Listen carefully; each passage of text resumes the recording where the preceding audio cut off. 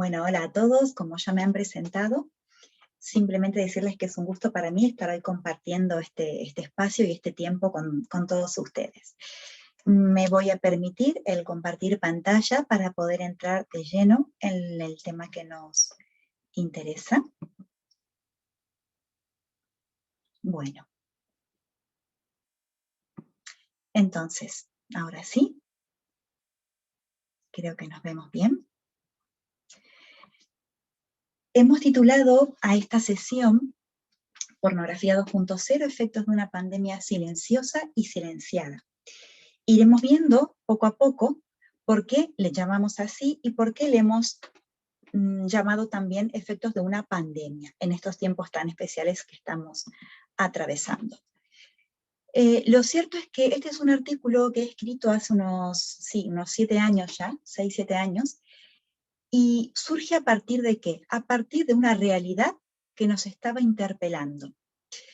Desde los ámbitos educativos había profesores, docentes que nos transmitían una cierta inquietud con cosas que veían, que conversaban con sus alumnos. Desde el ámbito sanitario también surgía esta interpelación de pediatras, de médicos que se encontraban con una nueva realidad que no sabían realmente cómo manejarla. Y también desde los ámbitos pastorales, sacerdotes que escuchaban problemáticas, situaciones, conflictos en gente, por ejemplo, que confesaba, ¿no? entre sus feligreses, y que, bueno, les faltaban elementos para ver qué podían hacer con esto.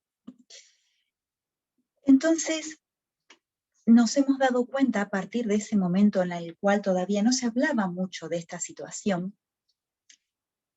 que era una realidad que estaba presente, como decía anteriormente, en muchos ámbitos, pero que realmente no se hablaba demasiado.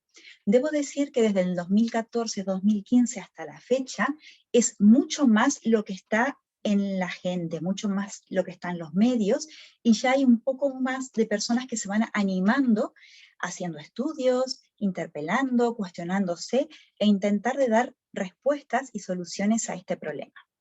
Brevemente diré entonces que en esta sesión vamos a intentar conversar un poquito, definir de qué estamos hablando cuando hablamos de pornografía, en qué contexto es el que surge, cuáles son los patrones de consumo, los efectos que esto produce tanto en el sujeto como en su familia y en la sociedad en general, y fundamentalmente me gustaría dar al final una pincelada de qué podemos hacer como educadores. Cuando hablo de educadores, me refiero a padres, a profesores, docentes, sacerdotes, todos aquellos que estamos en algún punto ayudando a las personas a crecer. Porque en realidad mi objetivo no es solo concienciar y problematizar, pero con el fin de asustarnos de lo que está sucediendo, sino que realmente podamos tomar esto en nuestras manos y de alguna manera empoderarnos ante esta realidad que nos está interpelando. También quiero aclarar que como esta es la primera sesión de un ciclo en el cual profesionales, colegas del tema, expertos en el tema, van a profundizar bastante, entiendo yo, algunos de estos puntos, me permitiré dejar dado un pantallazo de algunas cosas para poder profundizar otras que creo que tienen mucho valor. Entonces, vamos a intentar entender, interpretar de qué hablamos en realidad cuando hablamos de pornografía. Y si nos referimos a la RAE, lo buscamos en el diccionario, en la Real Academia Española, define pornografía como presentación abierta y cruda del sexo que busca producir excitación. Quedémonos con este objetivo. También como un espectáculo o producto audiovisual que utiliza la pornografía. Tratado acerca de la prostitución. Mientras que, y esta distinción me parece muy importante hacerla, cuando hablamos de erotismo, el diccionario se refiere a amor o placer sexual, carácter de lo que excita el amor sexual.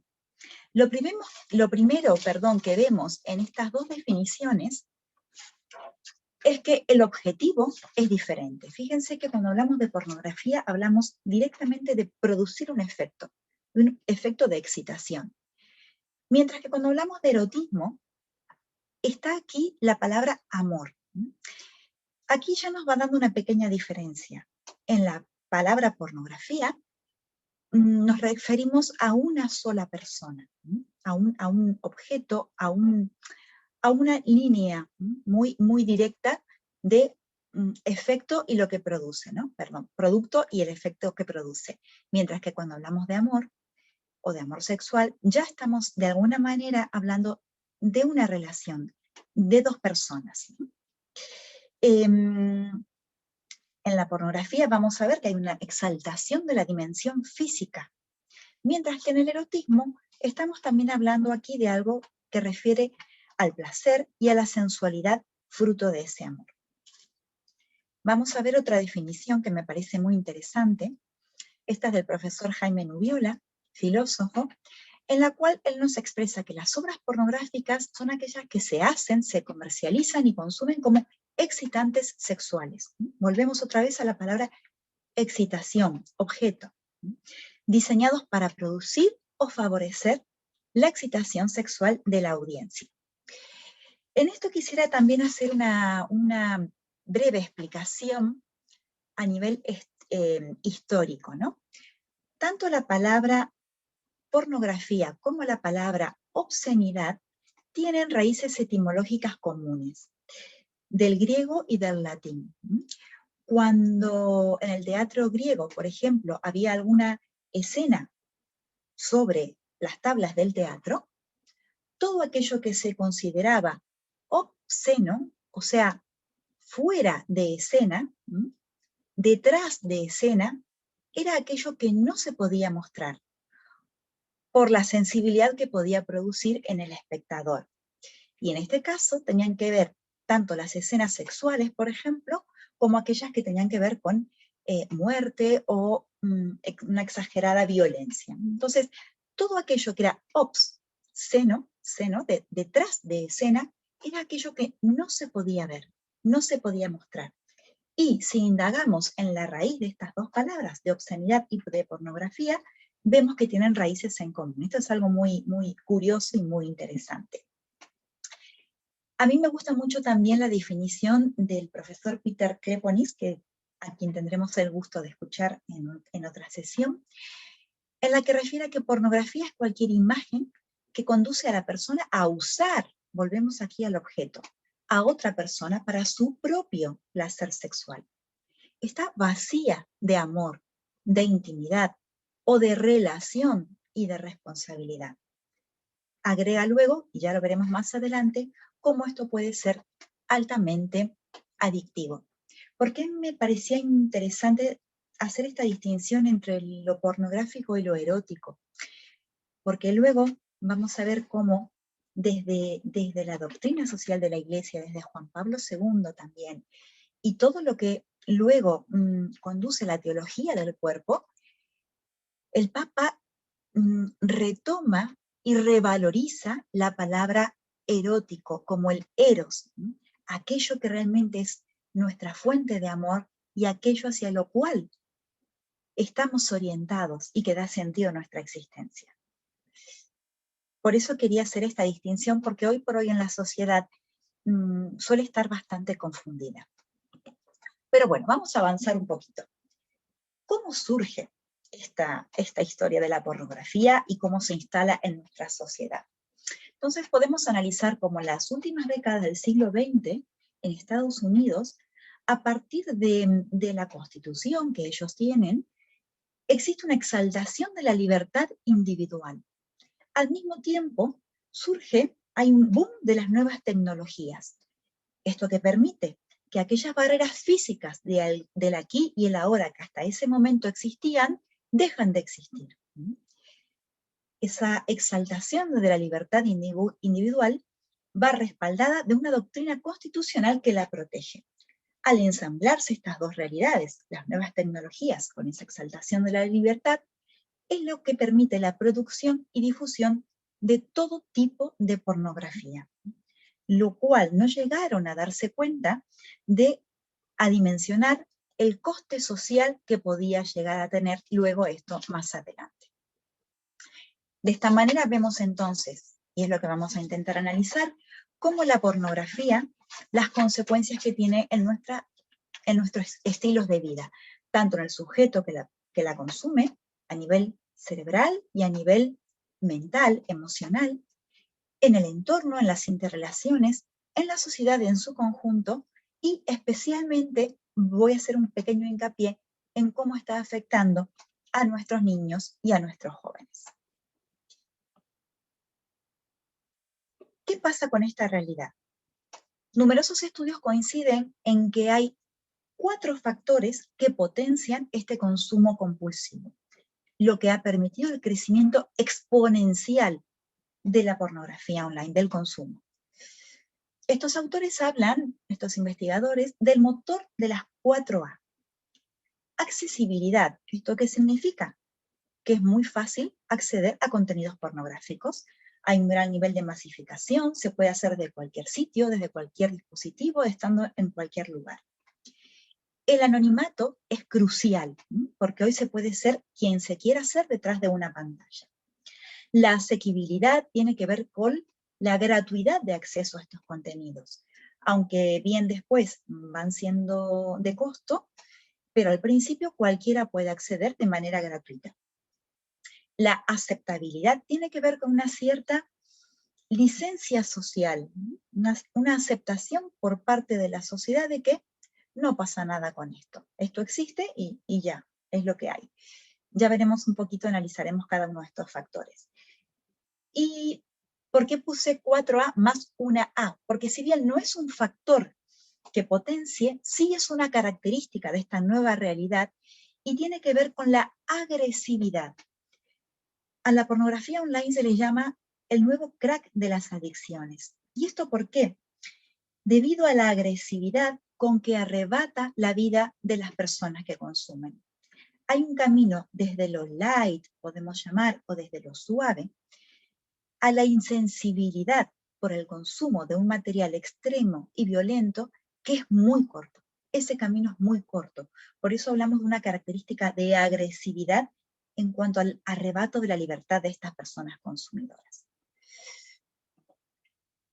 Esto podemos ver, toda la evolución, todo lo que va sucediendo. Pornhub, para quienes no lo saben, es una de las principales páginas de contenidos pornográficos, pero lo interesante que tiene esta página es que nos remite anualmente muchos datos estadísticos. Aquí podemos ver cómo esto, ¿no? Como antes, a partir de Playboy, una revista, se podía acceder, pero claro, todo esto tenía que ver con poder ir al kiosco, que el kiosquero no conozca a tus padres y no les cuente lo que has comprado, llegar a tu casa, esconder la revista debajo de la cama, ¿no? Lo que vemos en muchas películas. Mientras que ahora esta evolución de lo pornográfico lo tenemos en acceso a través del móvil, de cualquier manera, como decíamos, accesible, asequible y anónimo. Esto también es muy interesante, ya que en los últimos congresos que hay, por lo menos yo tengo los datos aquí en Europa, de las últimas tecnologías, es muy interesante ver que uno de los sectores que más va evolucionando a nivel de la demanda del consumidor, en lo que es la realidad virtual, por ejemplo, es el sector de la pornografía online. Es uno de los sectores que más está evolucionando. Esta es otra realidad que tenemos aquí, por ejemplo, en España. Esto es del año, bueno, de hace unos años ya, donde Valencia se consideraba la ciudad culturalmente porno, ¿no? Como una, pero como algo que lo resaltaban, ¿no? Como algo positivo. Fíjense, este festival, Valencia Sex Festival, y el porno sí es cultura. Fíjense cómo volvemos aquí a confundir las cuestiones de eros, erotismo, imagen, belleza de lo corporal, belleza del cuerpo, que escondo porque lo protejo, no porque me avergüenzo, con lo que es la pornografía en sí, que ya vamos a analizar también más adelante. Tampoco es difícil comprobar esto que estamos hablando. Yo creo que, por lo menos aquí en España, es muy fácil ver estos titulares casi todos los días. Casi todos los días. de cuestiones que tengan que ver con contenido, con consumo de pornografía. Detenidos por posesión y distribución de pornografía infantil, detenidos por pornografía, abuso sexual, una operación iniciada aquí en nuestra comunidad de Navarra, acusados en Dinamarca por pornografía infantil y difundir videos sexuales, la Guardia Civil detiene a personas, imputados hay menores por distribuir pornografía infantil. Si nos remitimos a los datos que podemos ver a nivel de estadístico, tenemos que un 12% de los sitios web son de contenido pornográfico. También, por ejemplo, que el 35% de las descargas de Internet también son de contenido pornográfico. 1 de cada 5 búsquedas en el móvil tienen que ver con pornografía. Claro, no podemos ser ingenuos con toda esta realidad también, porque podemos decir qué es lo que está sucediendo, que crece, crece y crece, y es porque obviamente hay una demanda. Y fíjense que la industria de la pornografía online actualmente mueve alrededor de 13 billones de dólares anuales. Esta es una cifra que la ganancia es superior a todas las actividades deportivas en Estados Unidos, por ejemplo. Fíjense lo que es la industria del básquetbol, la industria del fútbol americano, bueno, lo que se les ocurra, que sabemos que mueve muchísimo dinero, pues esto lo supera, ¿no? Supera todas las actividades de la industria del deporte. También podemos ver en esta otra diapositiva, esto es, como les comentaba, es estadísticas que da esta web de Pornhub. En el 2017 teníamos unos 28 billones de visitas anuales solo a esta web. 2017, 2018, esos 28 billones sube a 33 billones para llegar al 2019, en el cual sume a unos 42 billones. No he podido acceder aún a las estadísticas del 2020, pero ya vamos a ver cómo, por las características del año de pandemia, estas cifras intuimos que han subido y muchísimo. Mucho más de lo esperado y lo que venía siendo hasta el momento. Vamos a intentar ver entonces cuáles son los patrones de consumo, por qué está sucediendo todo esto. Me voy a permitir dar brevemente una pincelada al contexto sociocultural en el cual estamos viviendo, para poder entender por qué está sucediendo esta realidad de acceso cada vez más habitual y cada vez en más jóvenes. Podemos describir nuestra realidad actual, nuestra situación, nuestra sociedad, que algunos llaman posmoderna y algunos, bueno, ya la pasan a otra generación, como la sociedad de la inmediatez. Todo lo podemos conseguir a un clic, la sociedad del ya, donde la espera es casi imposible. Muchos de nosotros nos pasará que cuando escuchamos que nos suena el móvil por un mensaje de WhatsApp, pocos de nosotros podemos esperar a mirar qué sucede, ¿no? Esa necesidad de todo ya. También podemos hablar de una sociedad en la que estamos en el sentimentalismo, las emociones por encima de la razón. Si bien antes en la modernidad hablábamos del pienso, luego existo, hoy esta fórmula la podemos convertir en un siento y luego pienso a veces, donde las emociones están a flor de piel y a la orden del día. Recuerdo alguna publicidad en Argentina con si querés, hacelo, si es lo que siento, si te hace feliz, hacelo. Otra característica de nuestra cultura posmoderna, este es un hombre pescando dentro de un ombligo, el individualismo en el cual vivimos actualmente, ¿sí? A mí me gusta mucho comparar que muchas veces decimos, porque eso está muy bien visto, hablar de tolerancia hacia los demás, pero que en realidad es una tolerancia disfrazada de indiferencia. En realidad, tolero al que está tirado en la calle, pero en realidad es porque me importa muy poco. En realidad soy indiferente ante su realidad. Esto tiene que ver con la con el individualismo actual que estamos viviendo.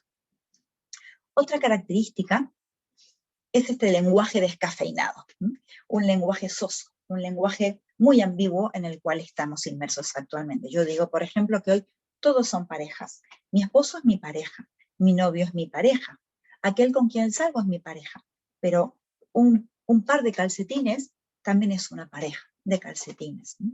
Como que tenemos miedo a llamar a las cosas por su nombre, llamar a las cosas como realmente lo son. Hay un sociólogo que a mí me gusta mucho, del cual he aprendido mucho de sus análisis de la realidad, que es Zygmunt Bauman, que él habla de que estamos actualmente inmersos en una sociedad líquida, una sociedad fluida, en donde nos faltan, y más aún en todo lo que tienen que ver las relaciones amorosas, nos están faltando cimientos, una solidez en la cual poder edificarnos. Una sociedad líquida en la cual también el amor es líquido, va y viene, fluye permanentemente.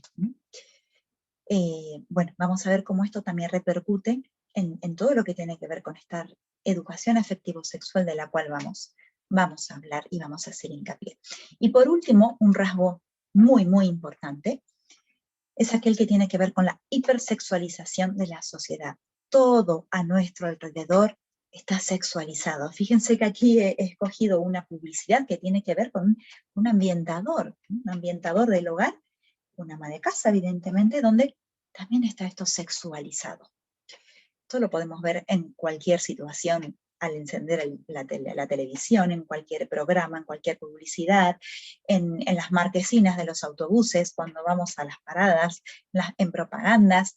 Y bueno, y hoy por hoy especialmente, y quiero hacer hincapié en este aspecto, para nuestros adolescentes, para nuestros niños, nuestros jóvenes, las canciones que escuchan. Yo soy una combatiente de todo lo que tiene que ver con el reggaetón, por ejemplo, ¿no? Que creo que no es música, es directamente pornografía auditiva. Y eso va calando en el oído y en la mente de nuestros niños, de nuestros jóvenes, y va normalizando situaciones que no tienen nada que ver con nuestra realidad. Y muchas veces como adultos es lo que hay, es lo que se escucha, y también lo normalizamos y lo aceptamos como con cierta indiferencia, ¿no? Esta aceptabilidad de la que hablaba hoy, pero que debemos ser muy conscientes de cómo esto va afectando y va calando en nuestra mente y en nuestro corazón. ¿Cuáles son las creencias? Esto es fruto de un estudio que se hizo en jóvenes en muchos colegios aquí en España. Las creencias que existen, los mitos que tienen los chicos en cuanto a qué pasa con la pornografía, ¿no? Una de ellas es normal, todos a mi edad lo hacen, cuando en realidad ni es normal ni todos lo hacen, ¿no? Pero este es un mito que está dando vuelta. Otra característica, otra creencia, es que le da más emoción o intensidad a la relación de pareja. Y en esto tenemos numerosos estudios que evidencian exactamente lo contrario. Es proporcionalmente inversa esta relación. Cuando una pareja consume pornografía, la intensidad y la emoción, en cuanto a una relación realmente de amor estamos hablando, es inversamente proporcional. Me lo paso bien y no le hago mal a nadie. Esto es terrible porque en realidad primero lo que están, bueno, vamos a ver cómo el primero que se hace daño es el propio consumidor. Pero luego también podemos ver como el no le hago daño a nadie, hay un absoluto desconocimiento y desinformación de lo que ocurre detrás de la pantalla. La gran explotación que hay con tantas mujeres que se aprovechan de su vulnerabilidad y que, bueno, lo que sucede en el comercio detrás de las pantallas, estas con actrices de la pornografía, es terrible en cuanto a explotación, en cuanto a, sí, violencia, aberración. Y bueno, ha habido muchos estudios últimamente donde se preguntaban qué estaba pasando con la cantidad de suicidios de mujeres actrices de porno. Entonces hay toda una realidad ahí que que hay que realmente conocer y difundir mucho, porque el daño es a muchas personas, empezando por uno mismo. Ver pornografía me ayuda a saber más sobre el sexo. Esto es una respuesta que la escuchamos también muy a menudo. ¿Qué se puede aprender viendo pornografía? En realidad, si queremos indagar un poquito en esto, lo que se puede aprender solamente tiene que ver con algunas técnicas de, casi diría, de coito sexual. Cuando hablamos de esto casi estamos hablando con un lenguaje animalesco. No tiene nada que ver con el ser humano, no tiene nada que ver con la antropología personalista que nosotros manejamos, que nosotros defendemos, de una persona integrada en la cual en una relación sexual entra en juego todas sus dimensiones, bio, psico, socio-espiritual, y el encuentro es un encuentro con un otro. No tiene nada que ver con técnicas, con guiones sexuales que presentan los contenidos pornográficos y que no tienen nada que ver con nuestra realidad. Este tema a mí no me afecta, está muy lejos de mi realidad. Esto también es algo que se puede escuchar en ciertos círculos, en ciertos ambientes, donde parece que esto está muy lejos, cuando en realidad es una situación que se da con tanto anonimato, que por ejemplo esto lo hablamos mucho en la universidad, ¿no? Con alumnos universitarios o en colegios secundarios. Puede ser tu compañero el que esté consumiendo y no te enteras, ¿no? No te enteras. Con un poco no pasa nada, lo puedo controlar, es otro mito que existe en torno a la pornografía, y que ya vamos a indagar también, vamos a ver un poquito con más detenimiento lo que se denomina el fenómeno de la pendiente resbaladiza. El poder controlarlo quizás al principio se hace muy difícil a medida que se va avanzando en esto. Podemos preguntarnos, ¿qué busca quien busca? ¿Qué busca el consumidor de pornografía? Primero, satisfacer una curiosidad. Esta es una característica que hay que tener muy en cuenta porque es lo que más puede suceder en nuestros hijos, en nuestros niños.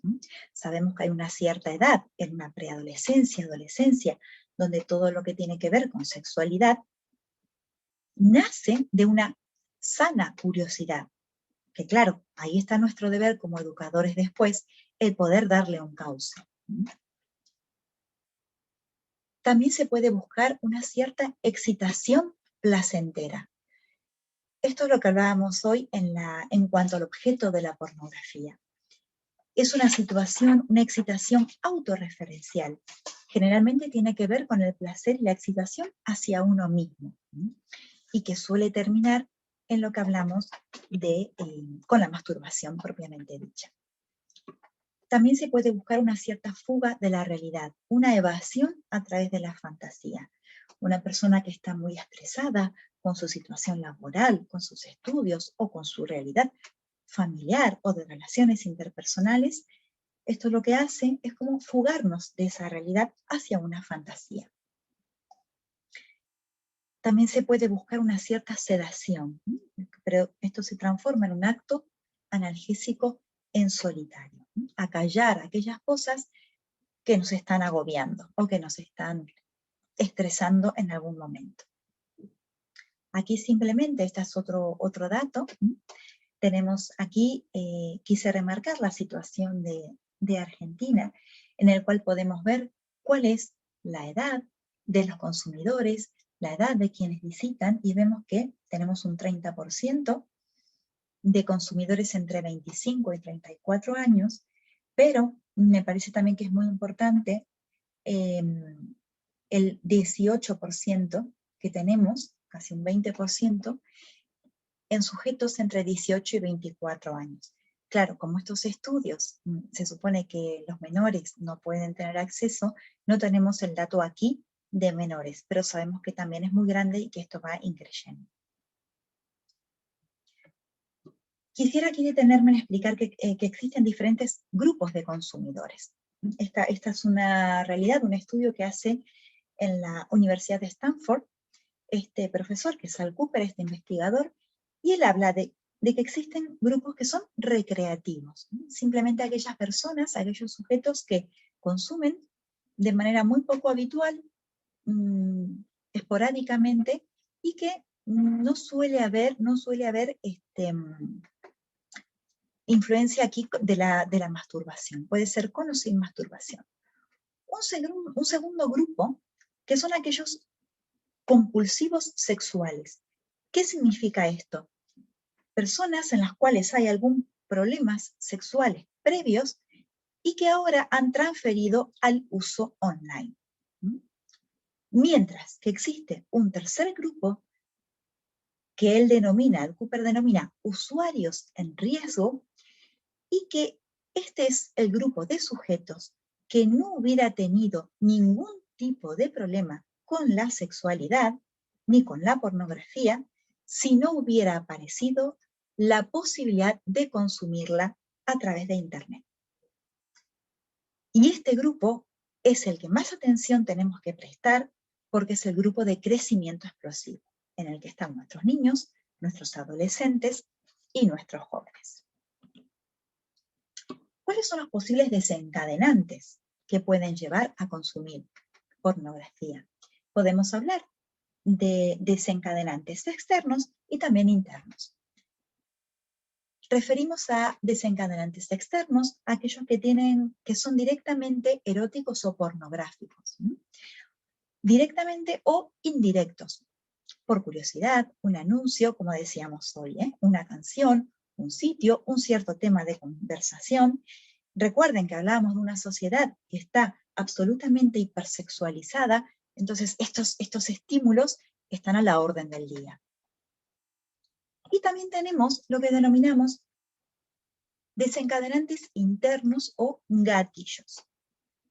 Quiero que recuerden muy bien este acrónimo, porque es muy interesante poder identificar algunas de estas situaciones a las cuales podemos estar expuestos. Este es un acrónimo que se utiliza en realidad, lo utilizan los profesionales para cualquier tipo de adicción. Es el BLAST, lo podemos ver en vertical, en verde. ¿Esto qué significa? Bored, el estar aburrido, el sentirse solo, el estar con miedo o enfadado, enojado, en la situación de estrés, o también esta expresión que se utiliza mucho hoy a menudo, el burnout, el quemado, y el estar cansado, agotado, extenuado. Fíjense, ¿por qué digo que prestemos muchísima atención a estos gatillos? Porque hoy referíamos al año 2020, el año de pandemia, en el cual estas situaciones estuvieron también muy fácilmente accesibles, conocidas en nuestras familias, en nuestros niños, en nuestros jóvenes.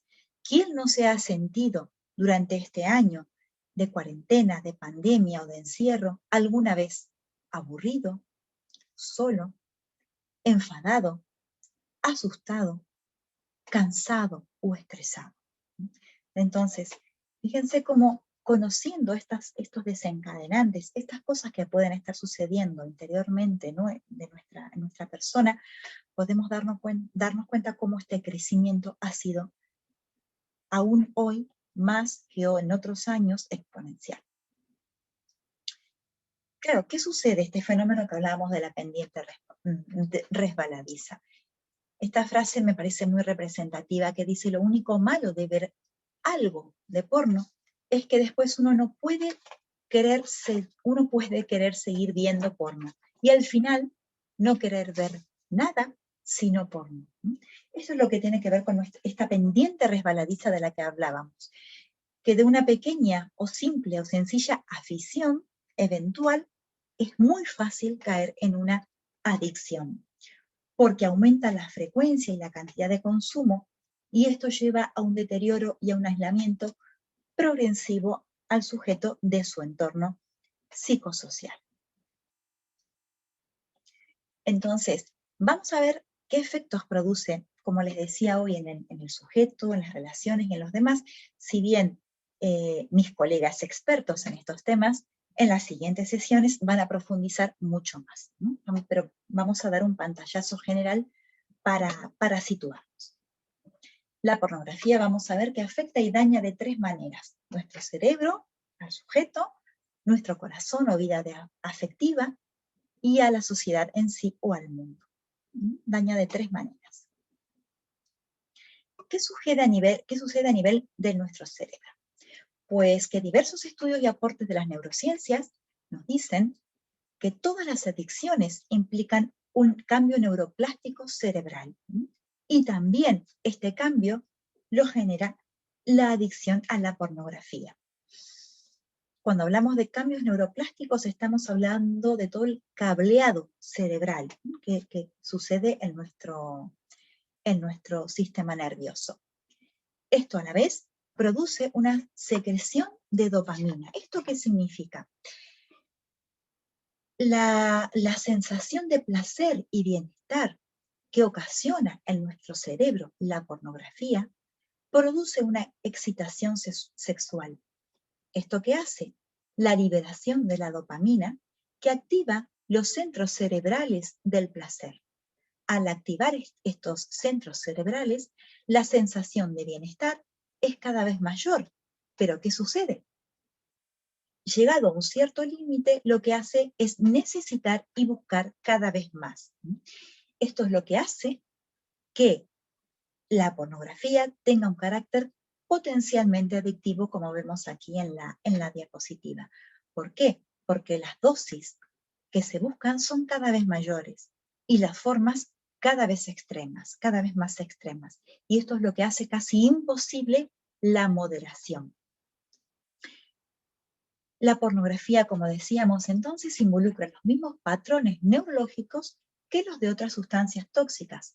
Pero aquí quiero hacer hincapié en un agravante, que es el poder de la imagen. ¿Qué sucede con este carácter más duradero, este efecto más duradero? La imagen de lo que vemos, y esto lo podemos pensar en cualquier situación, hasta cuando vemos, por ejemplo, algo que nos impacte, no lo sé, un accidente en la calle, cuando vamos caminando.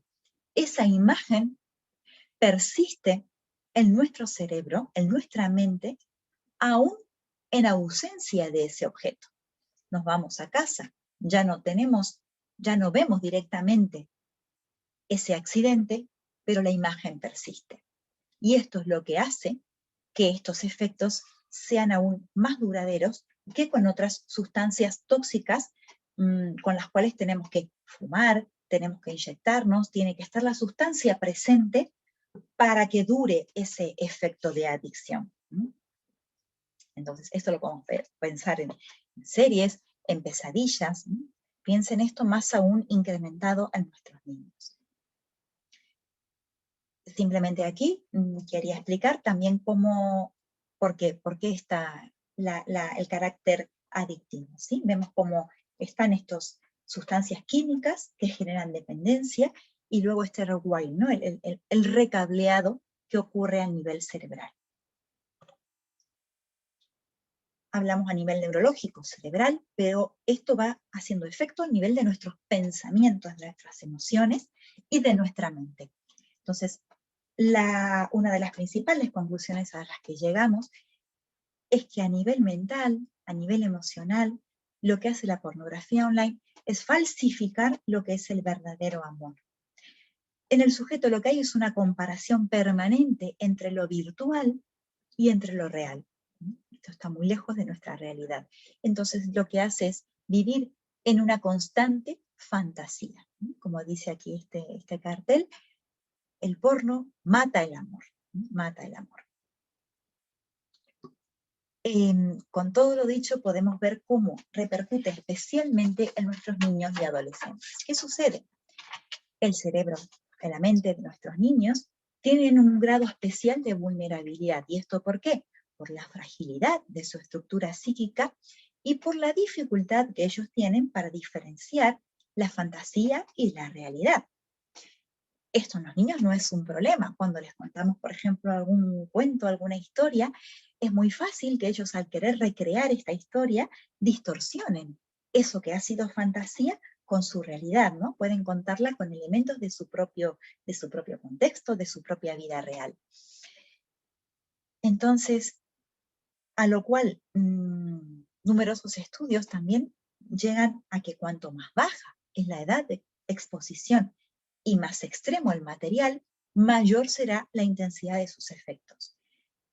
¿Y qué es lo que sucede? ¿Qué es lo que provoca en nuestros niños la exposición a contenidos pornográficos? Culpa, malestar, confusión, vergüenza.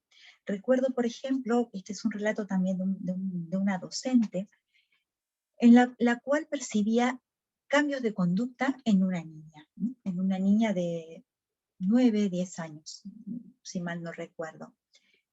¿Qué pasaba con esta niña? Estaba en el cole mucho más agresiva, el contenido de su lenguaje se había vuelto más vulgar.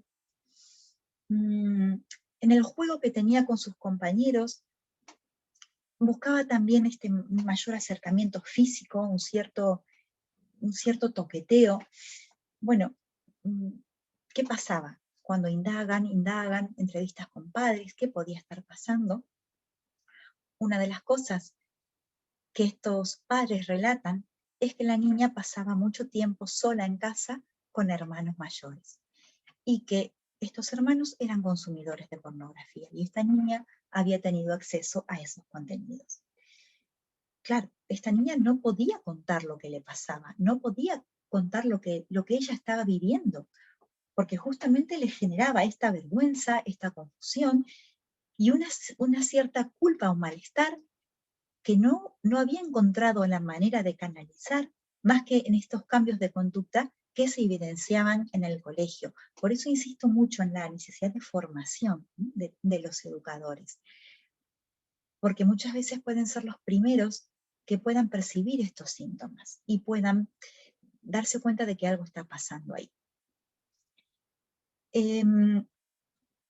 Como decíamos anteriormente, esta hipersexualización y esto que estábamos viendo, lo que podemos ver en el desarrollo, en los periodos de vulnerabilidad del sujeto y en el desarrollo funcional de nuestro cerebro. Aquí quisiera que detuvieran su vista en la línea roja y en la línea verde. Debajo vemos la edad de los sujetos.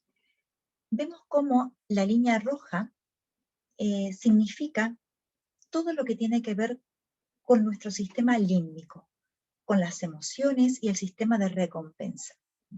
Fíjense cómo va de manera creciente y cómo va creciendo especialmente entre los 10 y los 25 años.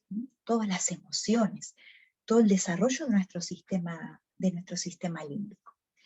Mientras que el desarrollo de la corteza prefrontal en nuestro cerebro, que es la que nos permite el planificar, el uso de la lógica, el uso racional y actuar sobre las emociones, está en una diferencia importante entre estos 10 años y 25 años. A ver si me puedo explicar. ¿Qué quiero decir con esto? Fíjense que esa línea roja y esa línea verde llegan casi a encontrarse o a tocarse más alrededor de los 25 años.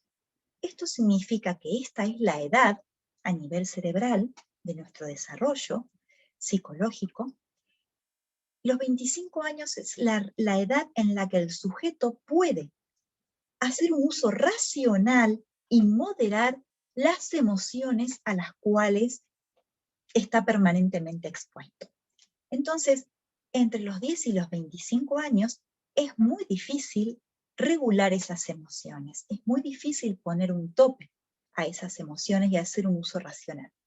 Estamos hablando entonces fíjense, de un margen de edad entre 10 y 25 años, adolescencia, juventud, en la cual es complicado Por eso fíjense también donde el uso de sustancias tiene un incremento importante, que es la línea azul.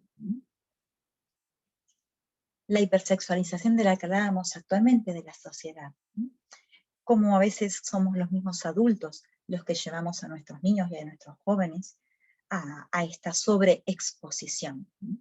Vimos modelos de niñas de 12 años donde están absolutamente hipersexualizadas. Dice esta reflexión, donde se degrada el valor de la mujer y esto contribuye al aumento de la violencia.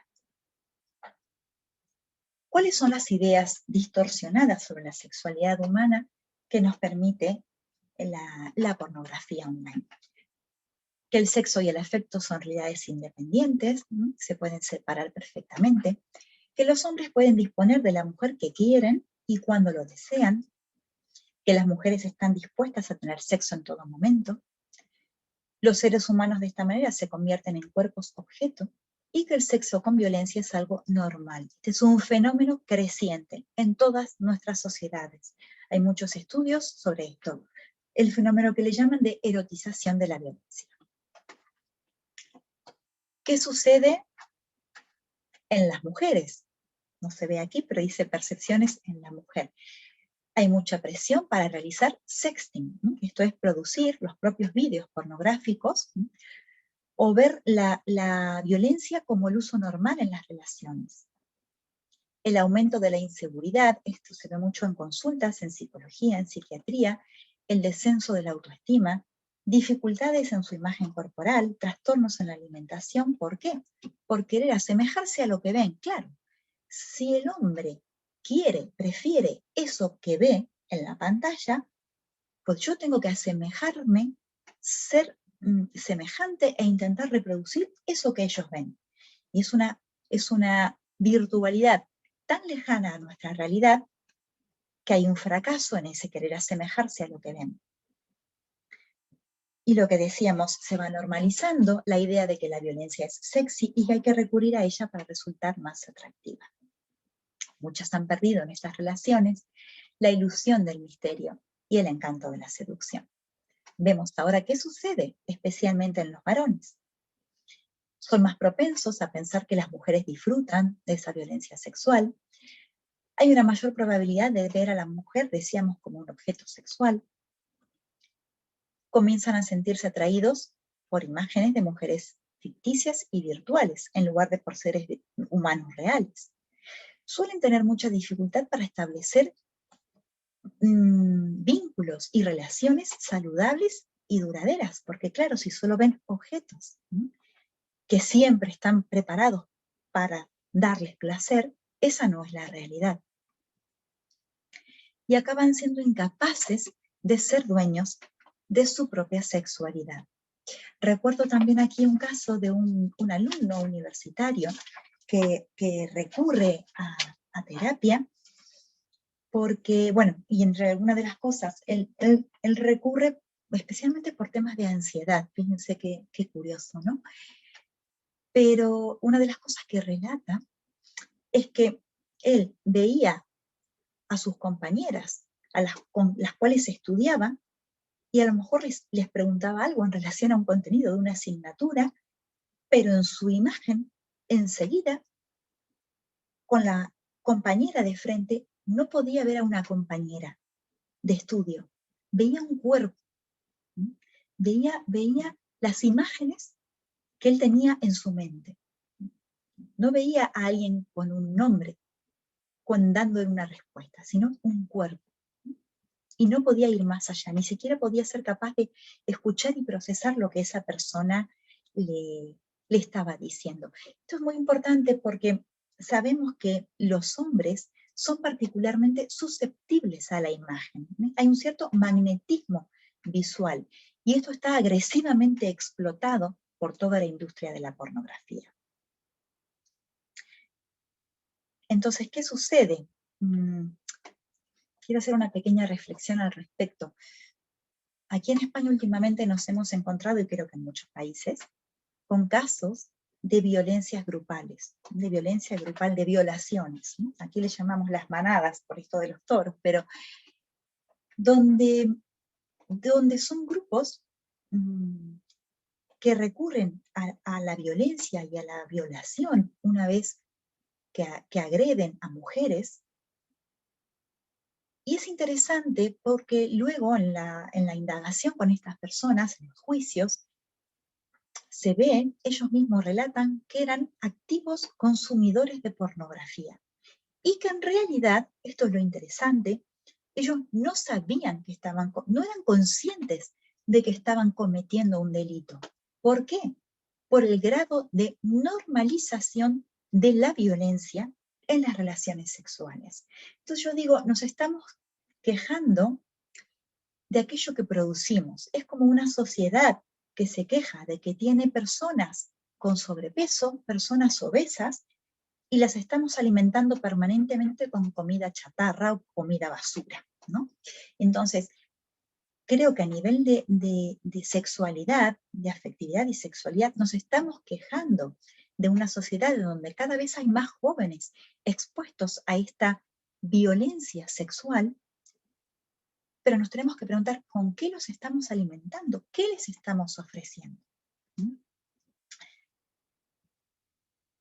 Independientemente, esto es otro dato interesante, del sexo, los jóvenes afirman consumir cada vez más pornografía y a edades cada vez más tempranas. Si bien la mayoría de los estudios refieren que 1/3 es población femenina, 2/3 es masculina. Y esto está asociado a conductas de riesgo. No es una cosa que simplemente vaya por un lado y mis hábitos de vida van por otro. Está asociado a conductas en un inicio más precoz de la actividad sexual, un aumento en la frecuencia de los comportamientos de riesgo, una mayor tolerancia a la promiscuidad, una mayor asociación con la asunción de otras conductas de riesgo, de otras adicciones, por ejemplo, tabaco, cannabis u otras drogas, y atención, también un mayor desarrollo de estereotipos de género. En la sociedad actual, donde permanentemente está esta cuestión de género, de quién vale más, y feminismos y machismos, y nos quejamos de esto, ojo, porque la pornografía online nos está indicando cada vez más de un hombre cada vez más ridiculizado, más animalizado, y un hombre que no tiene el control sobre sí mismo, y una mujer que simplemente es objeto, responde a esa demanda. Fíjense, ¿no? El hombre en situación de poder y la mujer en una absoluta situación de vulnerabilidad. Esto es lo que se nos vende, esto es lo que consumen, y esto es de lo que nos quejamos después en estas luchas de feminismo y machismo. Les voy a compartir un video en el cual, bueno, yo cada vez que lo veo realmente es muy, muy triste, pero creo que todo lo que he estado diciendo hasta este momento, esto es nuestra realidad. Es un video de nuestros jóvenes, esto es una entrevista que se le ha hecho en un canal de televisión, aquí, en La Sexta, a un grupo de adolescentes, y lo cual se los comparto. Perdón, ahora, una descripción, una radiografía de nuestra realidad, con lo cual sobra todo lo que pueda agregar en este momento. Entonces, voy a hacer una pequeña pincelada también de qué es lo que puede suceder en el entorno social y familiar en estas personas. Y esto se constata permanentemente en terapias especialmente. Bueno, que este sujeto está en un aislamiento progresivo de todo su entorno. También se da la realidad de discusiones permanentes y conflictos, tanto en el vínculo marital, en la pareja, como en el vínculo paterno-filial. Hay una gran tendencia a reaccionar con ira, como una actitud defensiva. Todas aquellas actividades que hasta el momento le causaban placer, actividades placenteras, comienza un cierto abandono. a dejar de disfrutar. Existe un progresivo cansancio crónico, y bueno, también esto repercute especialmente en una relación de pareja, en el incremento del uso de la mentira y en la pérdida del interés también en el entorno, en el encuentro sexual. Vemos cómo entonces la realidad actual nos está metiendo en lo que algunos autores llaman una danza sinérgica entre lo que es Internet y lo que es la sexualidad. Como si hacia los años 60 el tabaco era socialmente aceptable porque no se conocían los daños que podía ocasionar, actualmente pasa un poco lo mismo con la pornografía online. No se termina de tomar conciencia de los daños que ocasiona, y por eso socialmente todavía sigue siendo aceptable o inocua en apariencia. Esto es un verdadero riesgo que está ocurriendo actualmente oculto para lo que es la sanidad pública. Fíjense también, fue en el 2016, la revista Time fue la primera vez que habla de esto, ¿no? Y habla de la pornografía y qué sucede con la virilidad, con la masculinidad.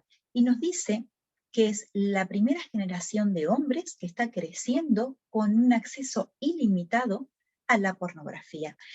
Cuando yo pienso en esto, pienso, son nuestros hijos, pueden ser los novios de nuestras hijas, son los futuros padres.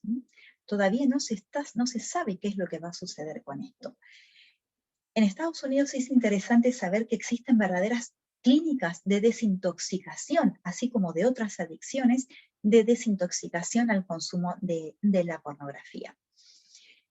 Esto que habla aquí también la revista Time, habla del, bueno, en la sigla es PIED, pero es la disfunción eréctil producida por la pornografía. Este es un trastorno psicopatológico que antes no existía, o por lo menos no había evidencia de esto a nivel científico, y que esto está creciendo cada vez más también.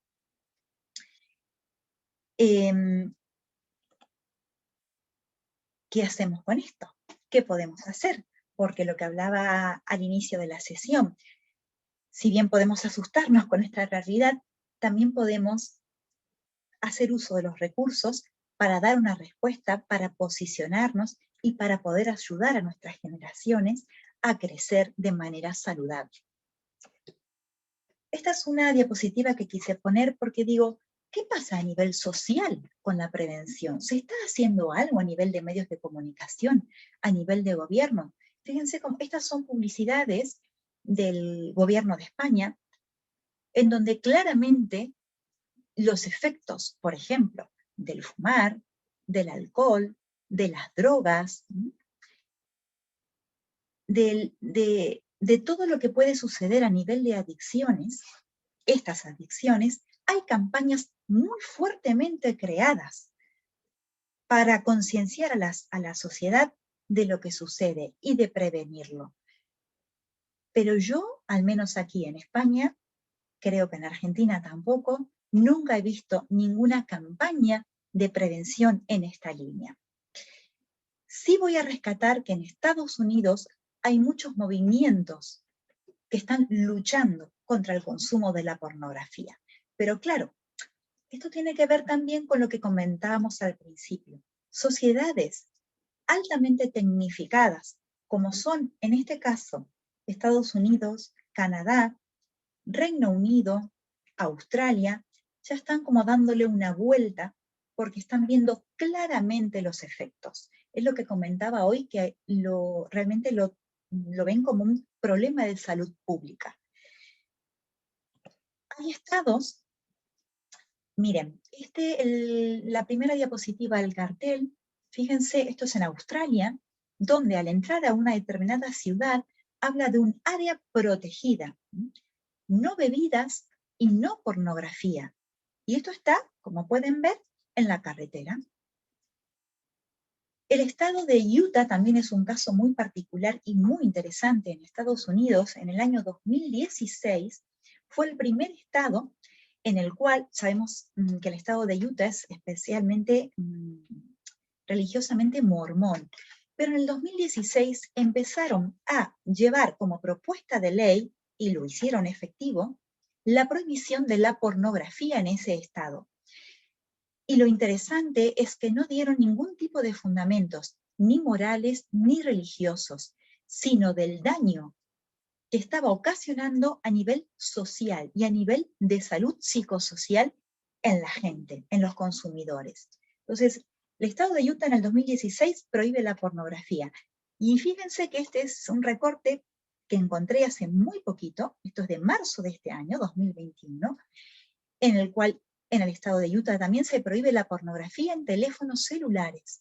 Se va a prohibir en todo lo que tiene que ver con redes sociales, para evitar que los niños busquen o accedan a contenido en línea.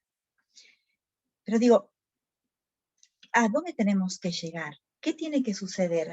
¿Qué tiene que pasar para que como sociedad reaccionemos?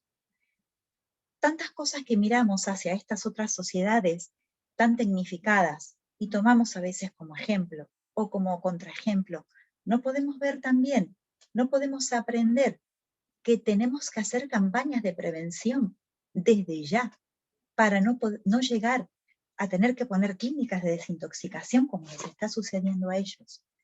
Pero bueno, este es otro tema para analizar, ¿no? Que tendríamos que estudiar.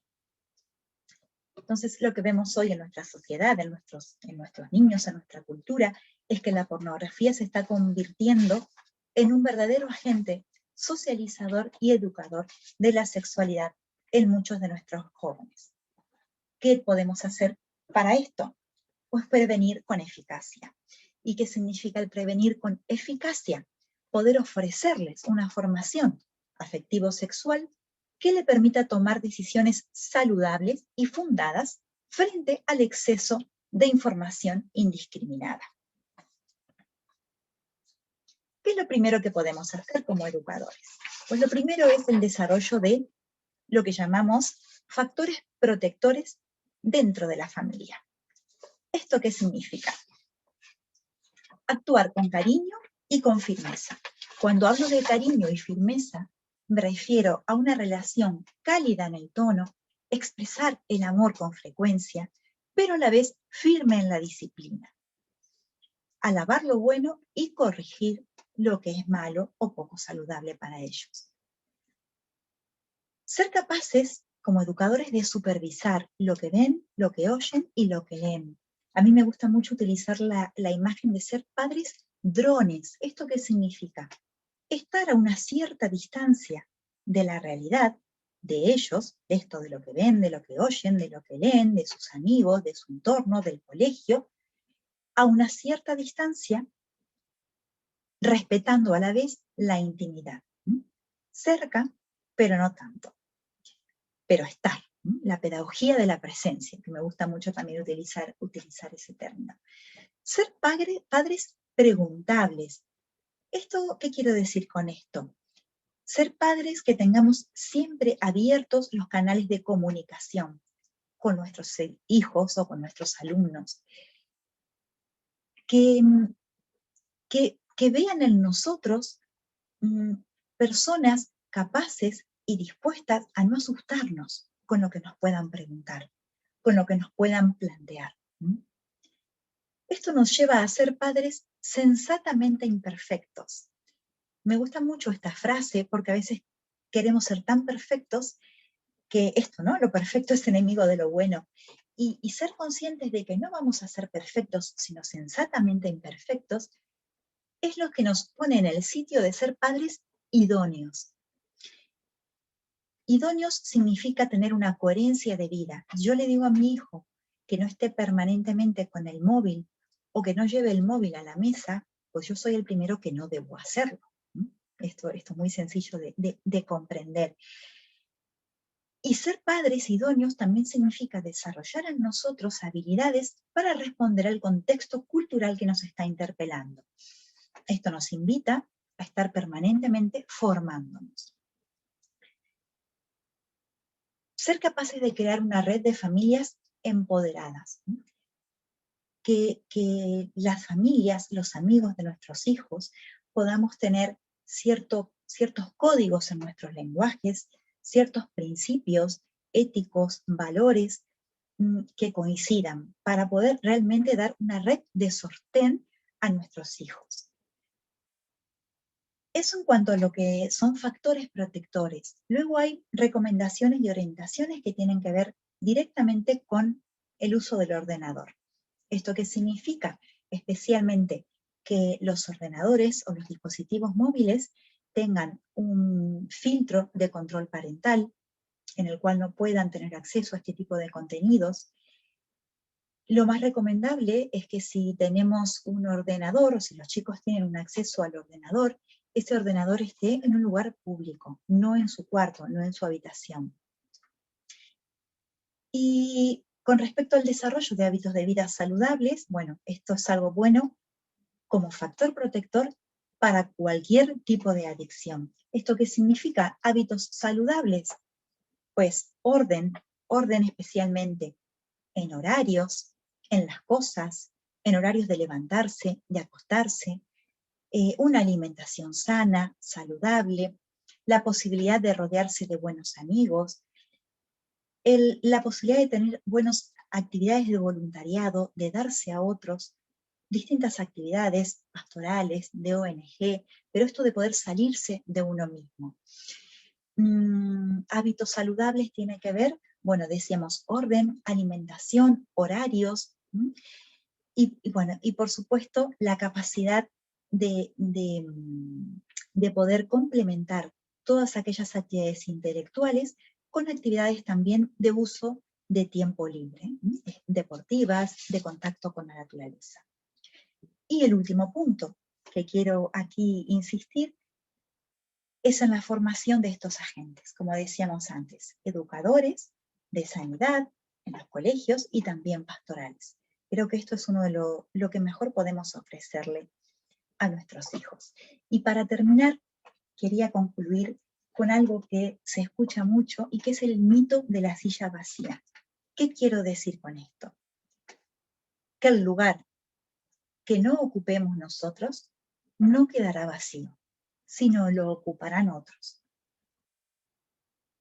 Esto quiero decir que muchas veces podemos sentirnos no preparados, no capacitados, no formados para asumir una realidad que nos está interpelando como es esta, ¿no? Tan compleja. Y entonces no hablamos, no opinamos, no nos mojamos, no intervenimos, no interactuamos con nuestros niños y con nuestros jóvenes. Y pensamos que de esta manera, al no hablar de esto, lo que decíamos al principio, de esto no se habla y nadie sabe nada. Y esto no es así. Este lugar lo van a ocupar otros. Nuestros hijos igual van a sentir curiosidad. Nuestros hijos igual van a acceder a estas cosas, quizá por contactos con otras personas.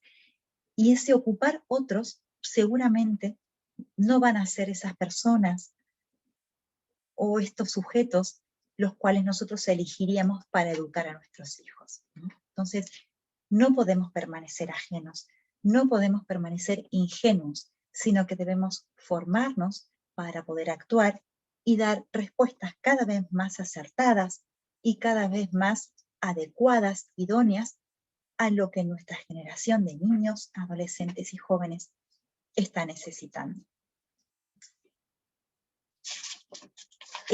Monseñor, Robert Finn termina con esta frase que a mí me gusta mucho, en la cual nos explica que el verdadero problema de la pornografía no es que revele demasiado de la persona que está expuesta en la imagen, sino que revela demasiado poco de ella.